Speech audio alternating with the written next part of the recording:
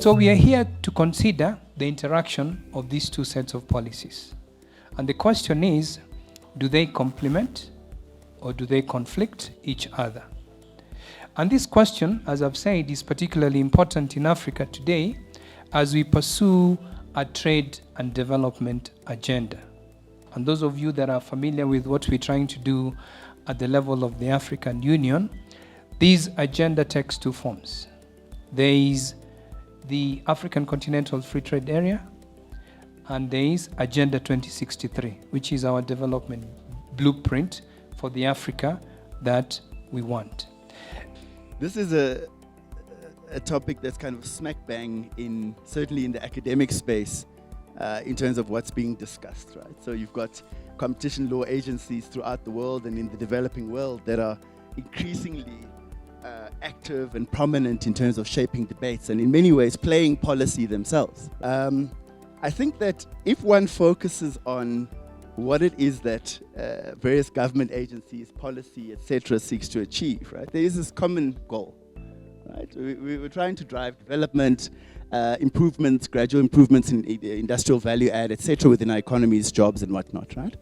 And then the question is, what are the kind of policy tools and strategies that we use to execute this, right? And of course, not all the tools will lie in any one regulator or government agency or department, right? And so you have industrial policy tools, for instance, that will be tax and this kind of thing, subsidies, thought about narrowly.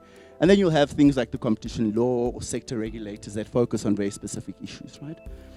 But I think at the core of my argument is that if industrial policy's task, right, amongst other policies, is to drive growth, particularly in the manufacturing and industrial sector. So to increase the amount of firms and the contribution of firms that make widgets in a market, things, right, that get sold.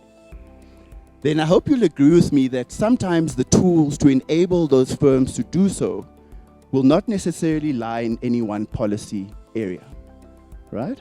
So this is arguing for a broad conception of industrial policy strategy. And from what I see is industries are changing every day. And where is Kenya going? Service industry is coming in. Look at the biggest population. It's the young one. It's the young generation below 40 years. The 40 years, you're not telling them that I want to have this secure job for the next 40 years until I'm 60. They want to go out there, be a creative, do their own craft. So as much as you tell them that for these we want you to consolidate, to form a big company, we can take this out there, they don't want to be in that space. So as much as there's a case for consolidation, you also look at the biggest of population. Where do they want to be? I want to be an entrepreneur, run my own small business, but they are being forced to consolidate through platforms. Because I'm selling cakes, someone else is selling biscuits, someone else is selling flowers. We all of us meet in a platform to deliver a package to your wedding. We meet in a platform to deliver a package for your birthday. So as much as they are not consolidated, the integration through ICT is forcing a form of integration to happen between them, but still they are running independently. All of them, if today the leading provider for mobile money is not working, all of them will be crying because they don't have a payment platform to be paid by their customers. So as much as there is a case for consolidation, but it's still happening indirectly because that integration is still happening because my business is reliant on your business for us to create that customer experience and customer package. I fully agree with Raphael on this.